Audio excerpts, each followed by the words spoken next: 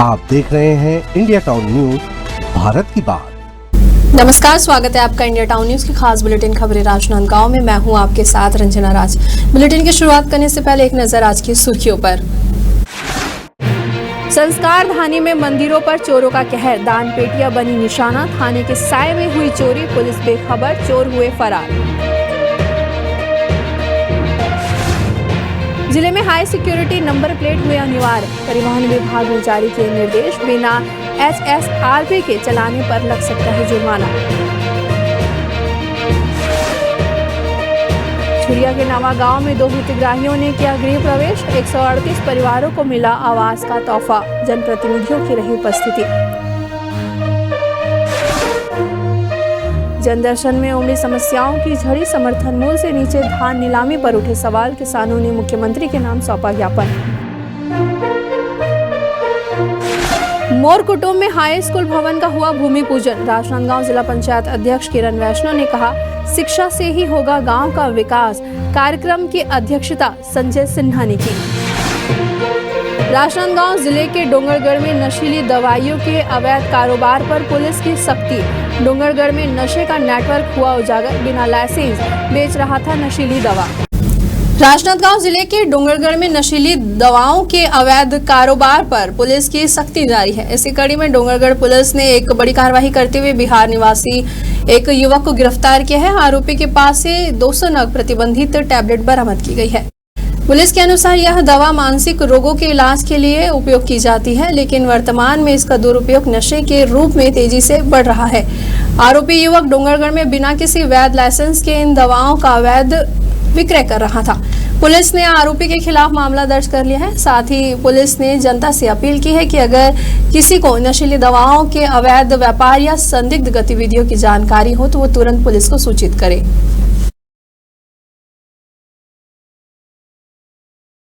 थाना डोंगरगढ़ में वरिष्ठ अधिकारियों के निर्देशन पे नशीले पदार्थों व शराब के लगातार कार्रवाई की जा रही है, जिस पे आज नाइट्राजेपाम टेबलेट 20 पत्ता पुलिस के द्वारा जब्ती कर कार्रवाई की जा रही है। ये जो मुख्य आरोपी है, जिसमें साजन कुमार कंसारा बिहार का रहने वाला है, इससे जब्त किया गया है और इस पे पुलिस द्वारा कार्रवाई कर उनको 20 खा NDPS एक्ट के तहत न्यायिक रिमांड पे भेजा गया है।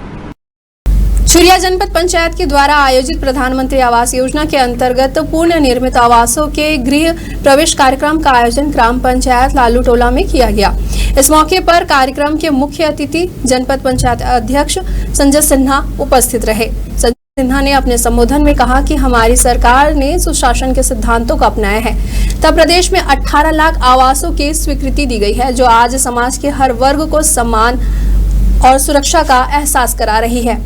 उन्होंने आगे कहा कि यह योजना सिर्फ छत देने का माध्यम नहीं, बल्कि एक मजबूत और समाज की नींव रखना है। उन्होंने सभी ग्रामीणों से इस आवास निर्माण यात्रा में सहभागी बनने और सहयोग देने की भी अपील की है। मोहला मानपुर के विधायक इंद्र शाह मंडावी ने एक पत्रकार वार्ता के दौरान पुलिस प्रशासन पर गंभीर आरोप लगाए हैं। उन्होंने आरोप लगाया है कि हाल ही में चक्का जाम में शामिल ग्रामीणों के खिलाफ पुलिस ने जबरन केस दर्ज कर उन्हें जेल भेज दिया है और धाराएं कम करने के बदले में ग्रामीणों से पैसों की मांग की है। कल यह प्रेस कॉन्फ्रेंस अंबागढ़ चौकी के विश्राम गृह में आयोजित की गई, जहां विधायक मंडावी ने स्पष्ट रूप से कहा है कि पुलिस की कार्यशैली पूरी तरह से अनुचित और जन विरोधी है। विधायक ने मांग की है कि इस पूरे मामले की उच्च स्तरीय जांच की जाए और दोषी पुलिसकर्मियों पर सख्त कार्रवाई हो। आपको बता दें कि कुछ दिनों पहले ABS वाहन की चपेट में आने से मोड़पार गांव निवासी महेश की मौत हो गई थी। इस दर्दनाक हादसे के बाद आक्रोशित ग्रामीणों ने चिल्हाटी के मुख्य मार्ग पर शव के साथ चक्का जाम कर विरोध प्रदर्शन किया था। 20 अक्टूबर को ग्राम चिल्हाटी में धरना प्रदर्शन के विचारपुर में एक एक्सीडेंट के दौरान मृत्यु होने पर, जिसमें हम लोग मुआवजे की मांग की है और मुआवजे के मांग में के बाद अभी पता चला कि 11 लोगों को नामजद आरोपी बनाए गए, जिसके 17 धाराएं लगाई गई और उस मांग में हम लोग भी थे। मैं स्वयं इंद्र शाह मंडावी और हमारे नगर पंचायत अनिल मानिकपुरी जी, पर हम लोगों के ऊपर धारा नहीं लगाई गई। ऐसा काम वहां का थानेदार रविशंकर डहरिया और कुछ उच्च अधिकारियों द्वारा SP, एडिशनल SP, SDOP के द्वारा वहां पे किया गया, जिसकी मैं घोर भर्त्सना करता हूँ, निंदा करता हूँ। लगाना था तो जितने वहां पे ग्रामीण थे, सैकड़ों ग्रामीण थे, सबके ऊपर लगाना था। वक्त हो चुका है एक छोटी सी ब्रेक का। खबरें और भी हैं, बने रहिए इंडिया टाउन न्यूज के साथ। अब खबर आपकी उंगलियों पर, हर खबर पर हमारा नजरिया। इंडिया टाउन न्यूज, भारत की बात। ब्रेक के बाद आप सभी का स्वागत है। चलिए बढ़ते हैं अगली खबर की ओर, जहां खुज्जी विधानसभा क्षेत्र अंतर्गत ग्राम मोरकुटुम में लगभग 56 लाख रुपए की लागत से बनने वाले हाई स्कूल निर्माण भवन के निर्माण के लिए भूमि पूजन कार्यक्रम का आयोजन किया गया। इस अवसर पर राजनांदगांव जिला पंचायत अध्यक्ष किरण रविंद्र वैष्णव मुख्य अतिथि के रूप में शामिल हुई।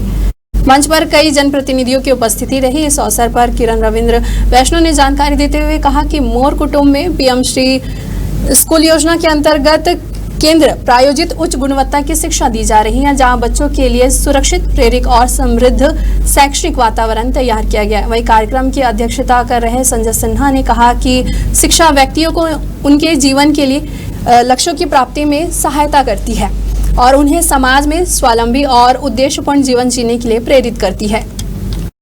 राजनांदगांव शहर में लगातार मंदिरों को निशाना बनाकर की जा रही चोरी की वारदातों से श्रद्धालुओं में आक्रोश है और सुरक्षा व्यवस्था पर सवाल खड़े हो रहे हैं। ताजा मामला चिखली थाना क्षेत्र का है, जहां थाना परिसर से महज 2 कदम की दूरी पर ही स्थित दीनदयाल कॉलोनी के पास बने हनुमान मंदिर और शिव मंदिर में चोरों ने दान पेटी को निशाना बनाते हुए चोरी की वारदात को अंजाम दिया। यह घटना तब और चौंकाने वाली हो गई जब इसे पुलिस थाने के बिल्कुल पास अंजाम दिया गया। इससे पहले भी शहर में लगभग 6 मंदिरों में चोरी की घटनाएं सामने आ चुकी है, जिससे यह साफ जाहिर होता है कि चोरों का निशाना लगातार धार्मिक स्थलों की दान पेटियां ही हैं। पुलिस प्रशासन अब तक इन मामलों में किसी भी आरोपी को पकड़ने में सफल नहीं हो पाई है। वहीं चोरी की बढ़ती घटनाओं के बावजूद चोर पुलिस की पकड़ से दूर है। इससे लोगों में भय और असुरक्षा की भावना बढ़ती ही जा रही है। सरे मंदिर में 2 बार दान पेटियां चोरी हुई है। लगभग 10 से 15 दिन के अंदर दोनों एक साथ चोरियां हुई है। यानी एक बार चोरी हुआ हनुमान मंदिर के पास का, इस साइड रखा था। उसके 8-10-15 दिन बाद शिव मंदिर के भी पास का वैसे ही चोरी हुआ। और यहाँ पर जमावड़ा सब वो नशेड़ी लोगों का रहता है। अब ब्लेम किसी को नहीं कर सकते। अधिकतर लोग यहाँ पे चाहे पूजा वूजा भी करते हैं तो इधर पे लेडीसें वेडीसें जाती आती बीड़ी पीते हैं, गांजा पीते हैं, दारू पीते हैं, बहुत सारे ऐसे मल्टीपर्पज लोग। आप लोग शिकायत किए होते पुलिस वगैरह? हाँ किए थे सर, कार्रवाई भी हुई। उसके बाद रिजल्ट कुछ नहीं निकला। नहीं, समझ में नहीं आया कौन क्या क्या क्या, क्योंकि क्या कैमरे नहीं है ना यहाँ पे। नहीं पकड़ा है। बेमेतरा जिले में वाहन मालिकों को अब अपने वाहनों में हाई सिक्योरिटी नंबर प्लेट यानी कि HSRP लगवाना अनिवार्य कर दिया गया है। परिवहन विभाग की ओर से स्पष्ट निर्देश जारी किए गए हैं कि 1 अप्रैल 2019 से पहले पंजीकृत सभी वाहनों में जल्द से जल्द HSRP लगवाना होगा। बेमेतरा जिले में फिलहाल लगभग 40,000 ऐसे वाहन पंजीकृत है जिनमें यह नंबर प्लेट अभी तक नहीं लगी है। आपको बताया था कि हाई सिक्योरिटी नंबर प्लेट एक विशेष प्रकार की पंजीकरण प्लेट होती है जो वाहन की पहचान को सुरक्षित बनवाने और चोरी, फर्जी नंबर जैसी घटनाओं को रोकने के लिए डिजाइन की गई है। यह एल्यूमिनियम से बनी होती है और इसमें यूनिक सीरियल नंबर, होलोग्राम और लेजर कोड जैसी सुरक्षा विशेषताएं होती है। इससे वाहन की जानकारी को ट्रैक करना और सरकार के रिकॉर्ड से मिलान करना आसान हो जाता है। परिवहन विभाग ने सभी वाहन चालकों से अपील की है कि वे समय रहते ही HSRP लगवा ले और अनावश्यक कार्यवाही या जुर्माने से बचे। साथ ही विभाग ने जनहित में यह जानकारी फैलाने के लिए भी मीडिया से सहयोग की अपील की है। बेमेतरा जिले में जैसे लगभग 1 अप्रैल 2019 से पहले की गाड़ियों में HSRP लगाने के लिए परिवहन विभाग द्वारा निर्देशित किया गया है, तो लगभग 40,000 से भी ज़्यादा गाड़ियां पंजीकृत है बेमेतरा में जो 1 अप्रैल 2019 से पहले की हैं। तो अभी 2 दिन पहले तक के डेटा के हिसाब से लगभग 2500 से ऊपर फॉर्म यहाँ पे फिलअप हो चुके हैं HSRP के। इनमें से फिटमेंट जो है केवल 500 की लगभग की गाड़ियों में हुआ है। तो ये रफ्तार अभी बढ़ाने के निर्देश माननीय सचिव महोदय परिवहन विभाग के द्वारा दिए गए हैं। खबर है छुरिया से, जहां खुज्जी विधानसभा क्षेत्र के ग्राम नवागांव में प्रधानमंत्री आवास योजना के अंतर्गत 2 हितग्राहियों के लिए गृह प्रवेश कार्यक्रम का आयोजन किया गया। इस कार्यक्रम में मुख्य अतिथि के रूप में जिला पंचायत अध्यक्ष किरण रविंद्र वैष्णव शामिल हुई। इस अवसर पर किरण वैष्णव ने कहा कि प्रधानमंत्री आवास योजना के माध्यम से देश भर में लाखों गरीब परिवारों का पक्का घर बनाने का सपना साकार हुआ है। उन्होंने बताया कि ग्राम नवागांव पिनकापार में अब तक कुल 138 हितग्राहियों को प्रधानमंत्री आवास की स्वीकृति दी जा चुकी है, जो इस योजना को व्यापक और सफलता को दर्शाता है।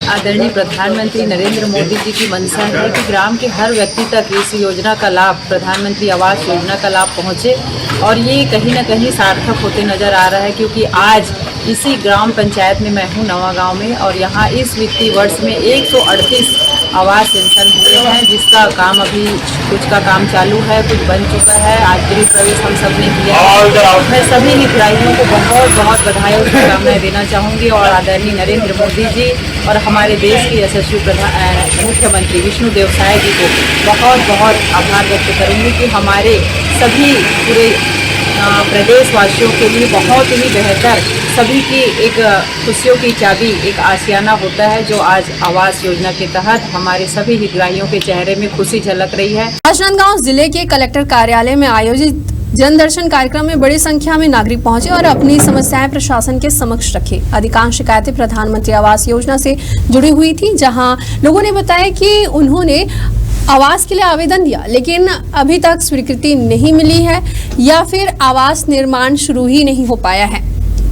इसके अलावा शौचालय निर्माण की समस्या भी प्रमुख रही। साथ ही जन दर्शन में प्रदेश किसान संघ प्रदेश के प्रतिनिधि मंडल ने भी भाग लिया। संयोजक सुदेश टिकम सहित 15 से किसानों ने डिप्टी कलेक्टर को एक ज्ञापन सौंपा। ज्ञापन में मुख्यमंत्री के नाम अपील करते हुए कहा कि कृषि उपज मंडियों में धान की नीलामी किसी भी स्थिति में समर्थन मूल्य से नीचे नहीं जाए, ताकि किसानों को उनकी मेहनत का उचित मूल्य मिल सके।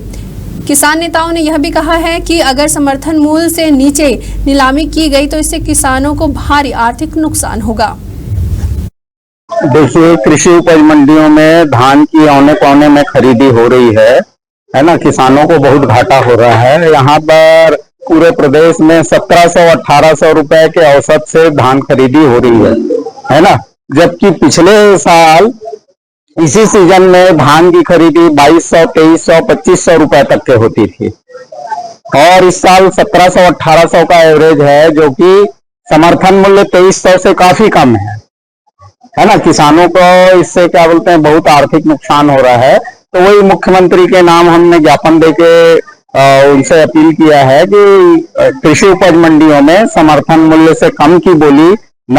इस वक्त के बुलेटिन में फिलहाल इतना ही। मुझे दीजिए इजाजत। नमस्कार। आप देख रहे हैं इंडिया टाउन न्यूज, भारत की बात।